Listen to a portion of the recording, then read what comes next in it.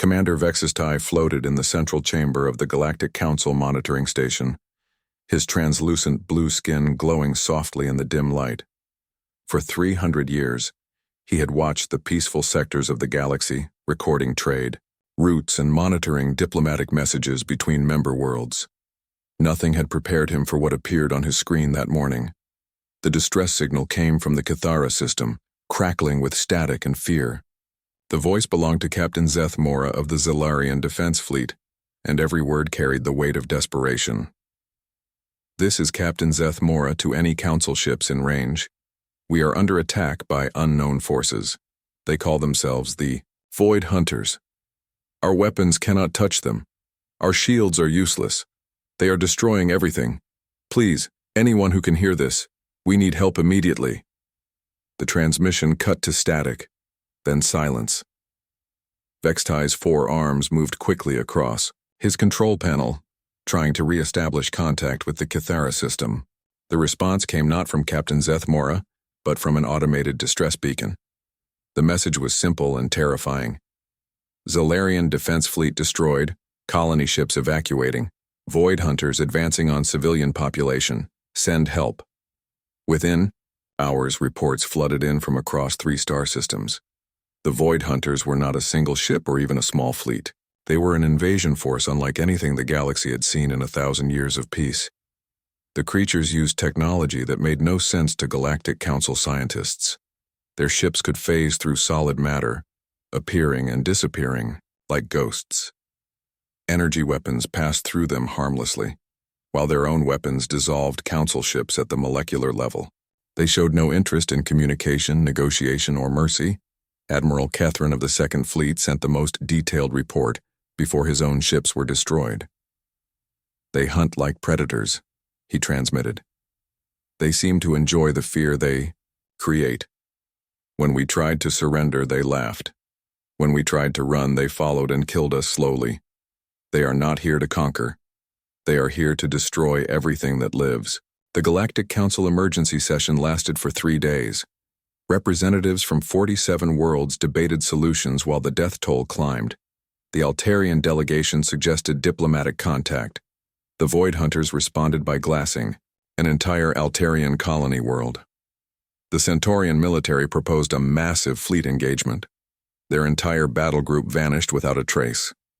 As the debates continued, more worlds fell. The Void Hunters moved through space like a plague, leaving nothing behind but empty planets and drifting debris. Traditional Council military doctrine proved useless against an enemy that could ignore physical laws. On the 4th day, Councillor Brindar made a suggestion that silenced the chamber. The ancient Quellian leader's voice carried the weight of centuries as he spoke.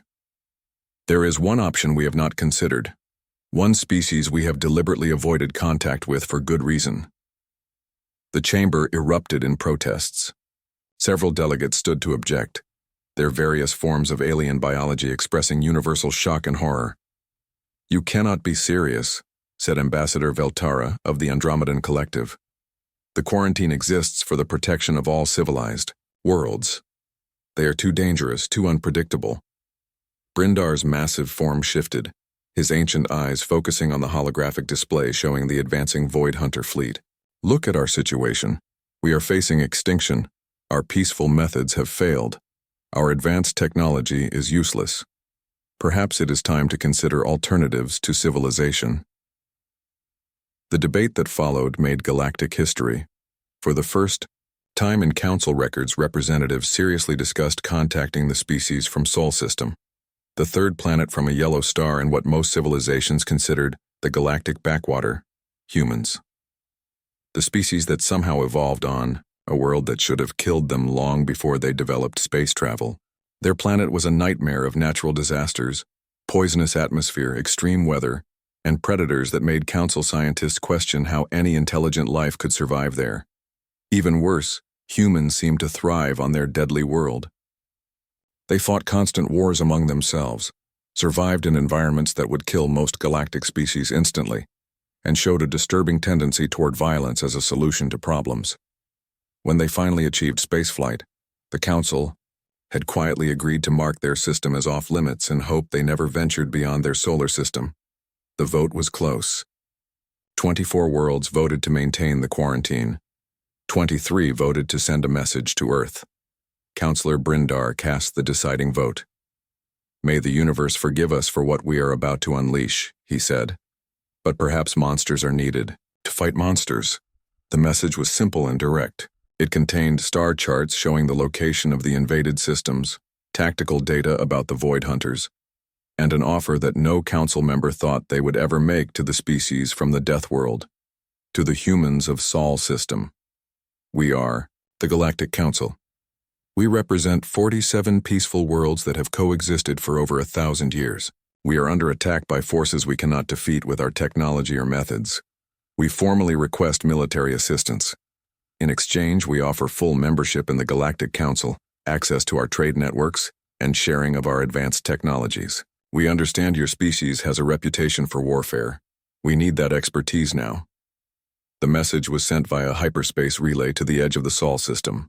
For 12 hours, the Council waited for a response, wondering if they had made the greatest mistake in galactic history. Admiral Jake Morrison received the transmission at Luna Station, humanity's primary military outpost, orbiting Earth's moon. The weathered veteran read the message 3 times before calling an emergency meeting with Earth's military command. Morrison's response was brief and to the point. "Message received and understood. Preparing fleet for immediate deployment. Earth will answer your call for help. Try not to be surprised by our methods." The die was cast. For the first time in galactic history, the Deathworlders were coming to war. Admiral Jake Morrison stood in the war room deep inside Luna Station, studying the holographic display that showed the alien message. Around the table sat Earth's top military leaders, their faces reflecting the weight of the moment. For the first time in human history, another species was asking for their help.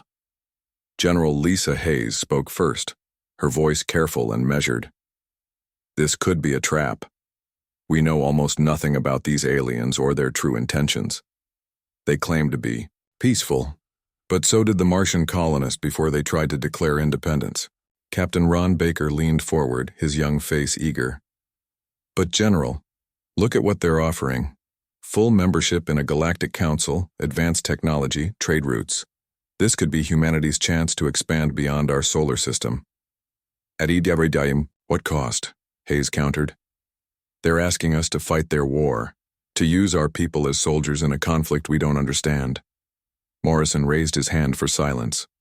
The room fell quiet as the Admiral activated another display, showing the tactical data the aliens had provided about the Void Hunters. The images were disturbing.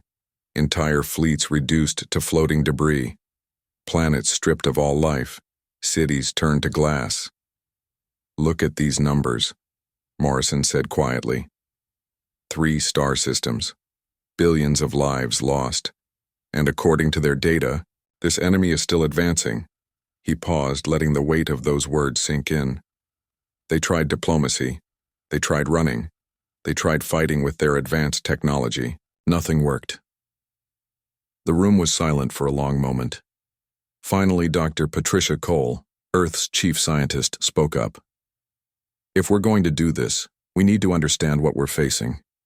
These Void Hunters use some kind of phase technology that lets them ignore physical barriers. Our weapons might not work any better than the aliens' weapons." Morrison smiled grimly. "Maybe, but we have something they don't have. We have experience fighting things that want to kill us." The debate continued for 6 hours. Military strategists argued about fleet compositions. Scientists discussed weapon modifications. Politicians worried about the political implications. Through it all, Morrison listened carefully to every opinion. In the end, the decision was unanimous. Earth would answer the call. The next 72 hours transformed Luna Station into a hive of activity unlike anything in human history. Ships that had been scattered across the solar system began converging on Earth's moon. Crews were recalled from leave. Weapons were loaded. Supplies were gathered. The flagship of the hastily assembled fleet was the UES Vengeance, a massive dreadnought that had been built in secret over the past 5 years. The ship represented humanity's latest military technology, incorporating lessons learned from decades of conflict across the solar system. Captain Danny White watched from the bridge as the Vengeance's weapon systems came online. The ship carried railguns that could fire tungsten rods at significant fractions of light speed, fusion torpedoes that burned hotter than the core of a star, and experimental phase disruptors that had been developed from studying dimensional anomalies discovered near Jupiter. "Sir," reported Lieutenant Ben Tucker from the weapons station, "all systems show green. We're armed and ready for whatever these void hunters can throw at us." White nodded. "Good. Make sure the crew understands that this isn't like our previous conflicts. We're not fighting other humans or rogue AI systems. We're going up against something completely alien." Throughout the fleet, similar conversations were taking place. On the heavy cruiser UES Retribution, Captain Ellen Price briefed her crew about the enemy they would face. On the destroyer UES Thunder, Commander Amy Stone prepared her Marines for boarding operations in an environment where normal physics might not apply. The human fleet that assembled over those 3 days was unlike anything the galaxy had ever seen. 12 heavy cruisers formed the main battle line, each one carrying enough firepower to level a small moon. 48 destroyers provided escort and rapid response capability. Support ships carried supplies, repair equipment, and additional troops. But it was the troops themselves that made the fleet truly formidable. These weren't ordinary soldiers. They were veterans of the corporate wars that had raged across Mars and the asteroid belt, survivors of the AI rebellion that had nearly destroyed Earth's orbital installations, elite fighters who had learned their trade in the brutal mining conflicts on Titan and Europa. Each soldier carried weapons and equipment designed for the harsh environments of humanity's expansion through the solar system. Their armor was built to withstand the crushing pressure of deep ocean trenches and the vacuum of space. Their weapons were tested in the sulfur storms of Io and the methane lakes of Titan. Commander Stone stood before her assembled Marines in the cargo bay of the UES Vengeance. 5,000 of Earth's finest soldiers filled the vast space, their faces reflecting the same grim determination that had carried humanity through countless conflicts. "We're going to help people we've never met, fight an enemy we don't understand," Stone told them. "The aliens who called for help think we're dangerous. They're right, but they're about to learn that we're dangerous to the right people." The launch sequence began at dawn on the 4th day. One by one, the ships of Earth's first interstellar fleet powered up their drives and began moving away from Luna Station. The Vengeance led the formation, her massive bulk casting shadows across the lunar surface. On Earth below, billions of people watched the departure. For the first time in human history, their species was going to war not for territory or resources, or ideology, but to help others survive. Admiral Morrison stood on the bridge of the Vengeance as the fleet reached the edge of the solar system. Behind them, Earth was a tiny blue dot. Ahead lay the unknown dangers of interstellar space and an enemy that had already destroyed entire civilizations. "All ships report ready for hyperspace jump," announced the navigation officer. Morrison took one last look at the display showing Earth. "Then let's go show the galaxy what humans do when someone asks for help." The fleet vanished into hyperspace, carrying with it the hopes and fears of an entire species stepping onto the galactic stage. For the first time, the human fleet dropped out of hyperspace at the edge of the Cathera system, like a thunderclap in the void. The UES Vengeance led the formation, her massive bulk dwarfing even the largest ships in the assembled Galactic Council rescue force that had been waiting helplessly at the system's edge. Captain Ellen Price sat on the bridge of the heavy cruiser UES Retribution, watching her sensors as they painted a picture of the alien fleet. The Council ships were elegant things, all flowing curves and gleaming surfaces that spoke of a civilization that had forgotten what war truly meant. Their weapons were clearly designed for show rather than destruction, and their formations were too neat, too perfect for actual combat. "Captain," called Lieutenant Kate Lopez from the communication station, "we're receiving a transmission from the alien flagship. They want to talk." Price nodded. "Put them through." The main screen flickered to life, showing a creature that made several of her bridge crew step back in surprise. Commander Clickthera of the Council Fleet was an insectoid being with 6 arms and compound eyes that reflected the bridge lights like jewels. When he spoke, his voice carried through the translation system with a musical quality, that somehow made his words sound even more alien. Human vessels, I am Commander Click Thera of the Galactic Council Emergency Response Fleet. We are grateful for your assistance, but we must express concern about your ship designs and weapon signatures. Your vessels appear to be built solely for destruction rather than exploration or diplomacy. Price exchanged glances with her weapons officer before responding. Commander Click Thera, you called for help dealing with something that's killing your people. We brought tools for killing things that won't stay dead. The alien's compound eyes seemed to shimmer with what might have been confusion or fear. Perhaps we should discuss tactical coordination before engaging the enemy. Our sensors indicate the Void Hunters will arrive in this system within the next few hours. Negative, Price replied. We'll coordinate by shooting at the same targets you shoot at. Other than that, stay out of our way and try not to get killed. Before Click Thera could respond, alarms began blaring across both fleets. The Void Hunters had arrived early. They came like nightmares made real, their ships phasing into normal space without warning. One moment, the space around the two fleets was empty. The next, it was filled with vessels that seemed to bend light around them. The Void Hunter ships were wrong in ways that hurt to look at, their surfaces shifting between solid matter and something that wasn't quite there. The lead Void Hunter vessel was easily twice the size of the Vengeance, its hull covered in spines and ridges that pulsed with sickly light. As the human crews watched, smaller hunter ships began separating from the mothership like parasites leaving a host. All Council ships, implement Defensive Formation 7. Click Thera transmitted across the fleet channels. Prepare to engage with standard energy weapons. The Council ships moved with practiced precision into a defensive sphere, their energy shields glowing as they powered up weapons that looked like they belonged in a museum rather than a battlefield. When they fired, beams of pure energy lanced out toward the Void Hunter fleet. The beams passed through the enemy ships like they were firing at ghosts. Phase shift detected, reported the Council Fleet Science Officer. Enemy vessels have shifted to dimensional frequency 77 Alpha. Our weapons cannot affect them in that state. The Void Hunters responded with weapons of their own. Dark energy that seemed to eat light itself reached out from their ships and touched 3 Council vessels. Where the energy made contact, the alien ships simply ceased to exist, their matter dissolving at the molecular level.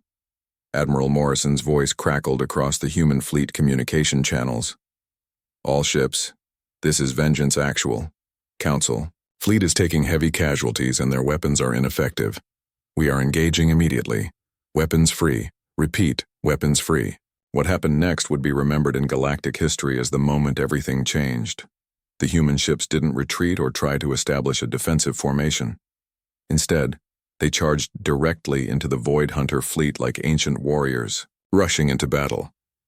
The UES Retribution led the charge, her railguns spinning up to full power. Target the largest ship, Price ordered. Full spread of tungsten rods, maximum velocity.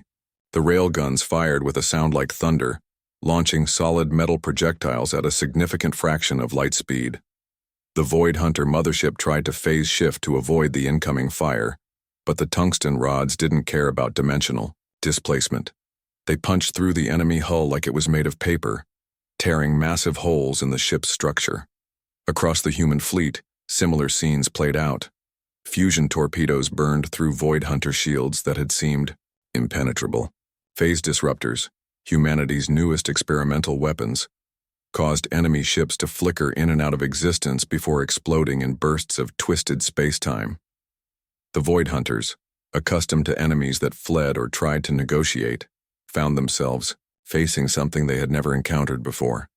Human ships absorbed damage that would have destroyed Council vessels, their crews working through injuries that would have incapacitated most alien species.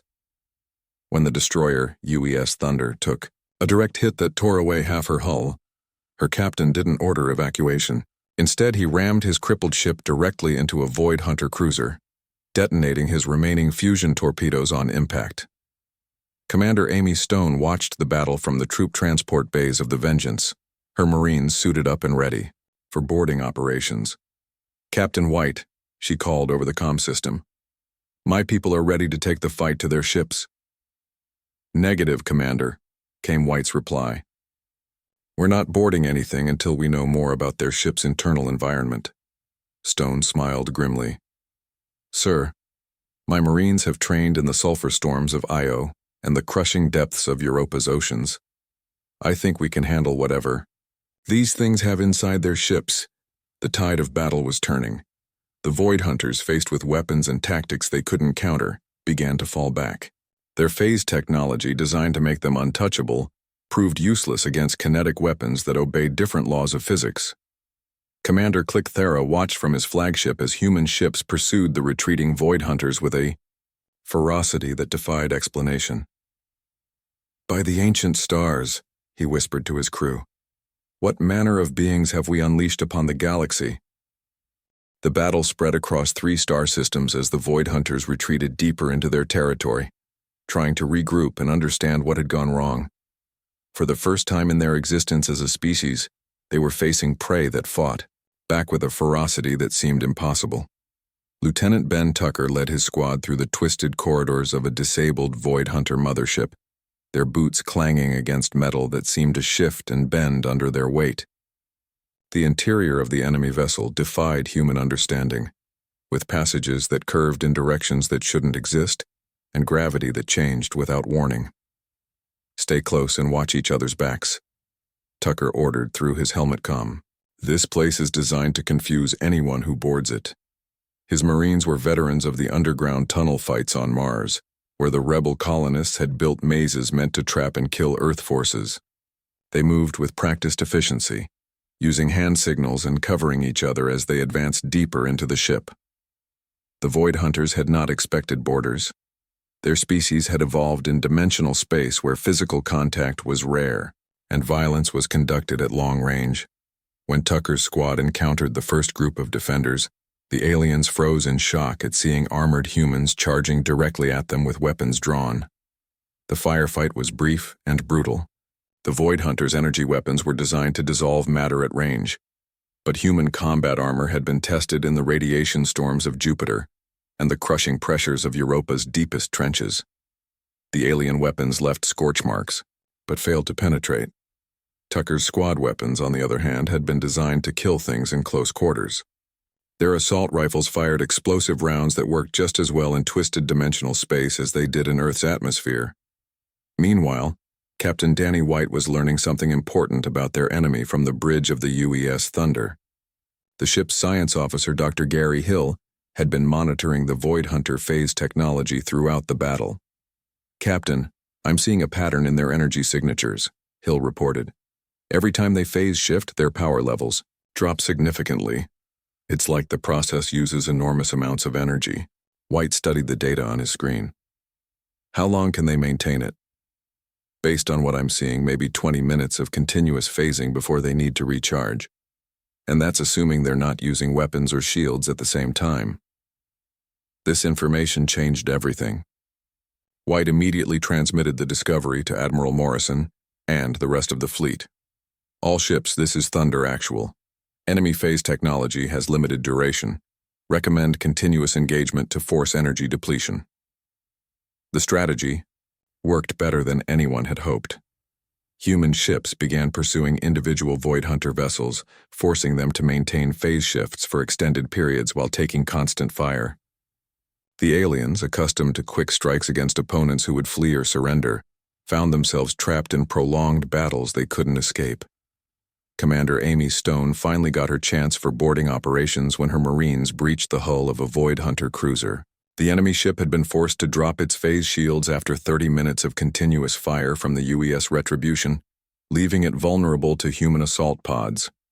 Stone led the first wave personally, her powered armor carrying her through the breach and into the alien ship's interior. What she found there surprised even her veteran instincts. The Void Hunters were not the terrifying monsters their reputation suggested.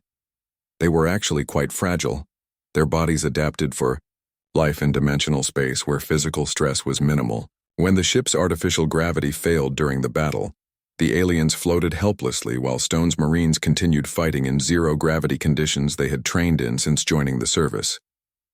"Command, this is Stone," she reported, back to the Retribution. "These things are built for hunting, not fighting. They're fast and their weapons are deadly, but they can't handle sustained combat. They're not used to prey that fights back. The psychological impact of the prolonged battles became clear as the conflict continued. Void Hunter ships began retreating. Earlier, their crews apparently unwilling to engage in the extended firefights that humans seemed to prefer. Several enemy vessels were observed fleeing the battlefield entirely when faced with boarding operations. On the other side, the human crews were discovering something about themselves. The longer the battles continued, the more effective they became. Where alien species tired quickly from the stress of combat, humans seemed to get a second wind when the fighting intensified. Dr. Patricia Cole, monitoring the fleet's performance from her station aboard the Vengeance, found the data fascinating.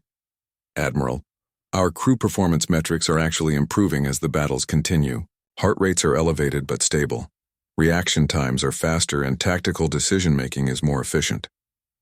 Morrison nodded grimly. "We're not getting tired. We're getting angry." The truth was becoming clear to both sides. The Void Hunters were perfect predators in their own environment, evolved to hunt and destroy prey that couldn't fight back effectively. But they had never encountered a species that seemed to thrive on violence and conflict. Captain Ellen Price discovered this firsthand when her ship engaged 3 Void Hunter vessels simultaneously. The enemy ships tried their standard tactic of phasing in and out of normal space, while firing their dissolution weapons, expecting the human ship to retreat or be destroyed quickly. Instead, the Retribution absorbed damage that would have crippled most ships, her crew working through injuries and equipment failures with a determination that bordered on insanity. When one of the Void Hunter ships made the mistake of staying in normal space too long, Price's gunners landed a direct hit with a full spread of fusion torpedoes. The explosion lit up the darkness of space like a newborn star. Admiral Morrison coordinated the largest space battle in galactic history from his command center, watching as human tactics proved their worth against an enemy that had never faced real resistance. When Commander Click Thera asked how humans had developed such effective military strategies, Morrison's response became legendary throughout the galaxy. "Every predator on our world tried to kill us before we became civilized," Morrison explained. "We learned that the only way to survive is to be more dangerous than anything trying to hunt you." The Galactic Council forces watched in amazement as the tide of battle turned completely. The Void Hunters, faced with an enemy they couldn't intimidate or easily destroy, began a full retreat toward their home dimension. For the first time in galactic history, the unstoppable plague had been stopped. The final battle took place in a realm that should not have existed. The Void Hunters had retreated to their home dimension, a twisted space where the laws of physics bent and broke like old metal.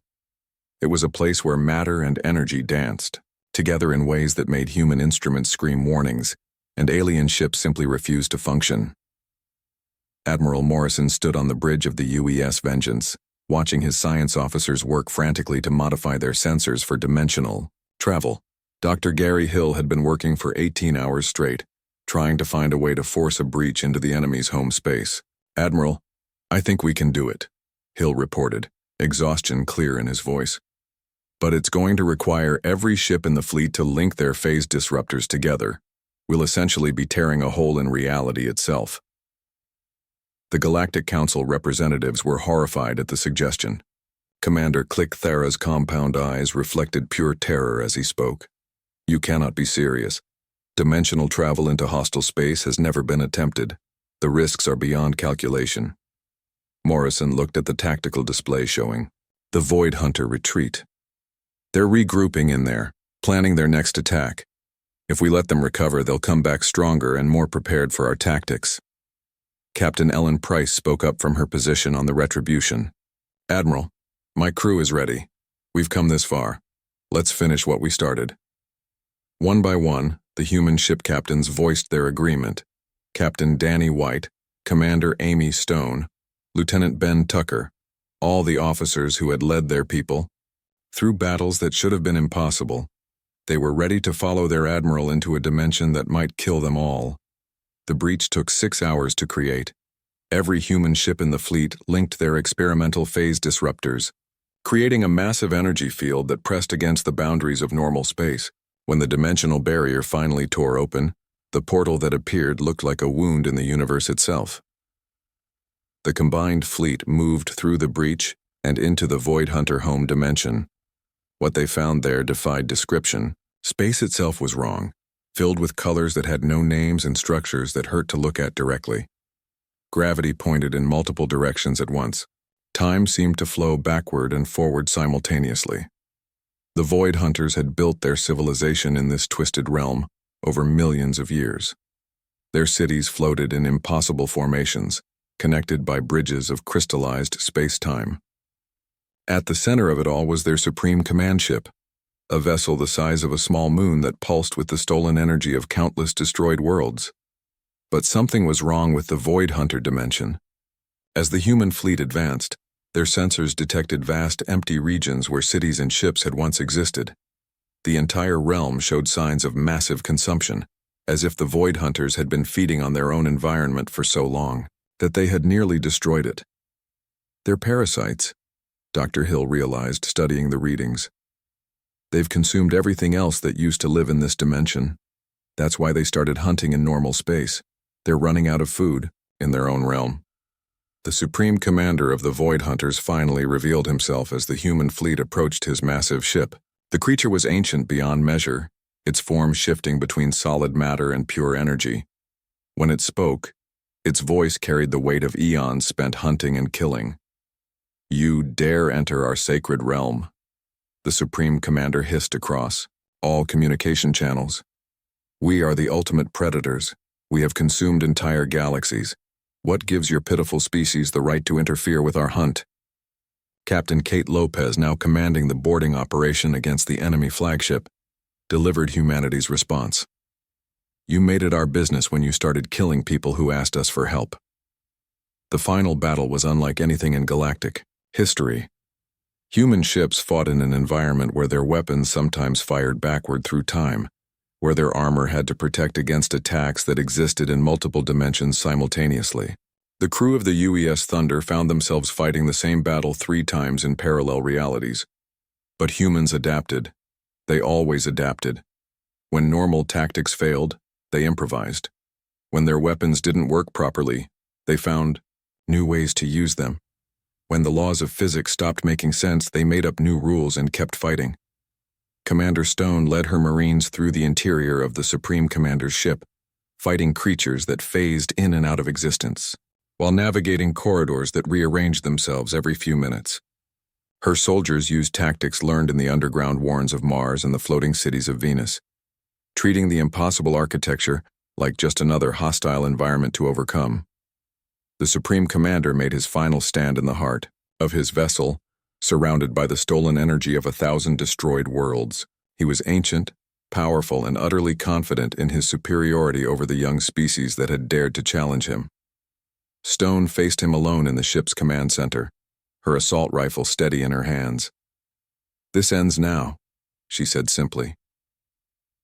The Supreme Commander laughed, a sound like breaking glass. "You cannot kill me, little predator. I am eternal. I am inevitable." Stone's response was pure human pragmatism. "Maybe, but I can sure as hell try." The battle ended not with the destruction of the Void Hunters, but with their complete surrender. Faced with enemies who refused to be intimidated, who adapted to every challenge, and who seemed to become more dangerous the longer they fought, the ancient predators finally understood fear. The surviving Void Hunters withdrew to the deepest parts of their dying dimension, agreeing to remain there and never again hunt in normal space. They had learned something that no other species had ever taught them, that somewhere in the galaxy was a species more dangerous than they were. The journey home took 3 weeks. When the human fleet emerged from hyperspace at the edge of the Mo Sol system, they found delegations from 47 worlds waiting to greet them. The Galactic Council had prepared a celebration that would last for months. Admiral Morrison accepted the Council's formal thanks and humanity's new membership, but his words to the assembled delegates became the foundation of a new galactic peace. "We kept the monsters away from your worlds because that's what neighbors do for each other. But understand something clearly. We didn't do this because we had to. We did it because we chose to. And if any of you ever become the monsters yourselves, we'll come for you too. The final scene of humanity's first galactic war showed Earth's children learning about their species' new role in the galaxy. They were not conquerors or destroyers, despite what their reputation suggested. They were the guardians who answered when someone called for help against the darkness. And across the galaxy, on worlds that had never heard of the small blue planet in the Sol system, parents told their children stories of the Deathworlders who had saved them all.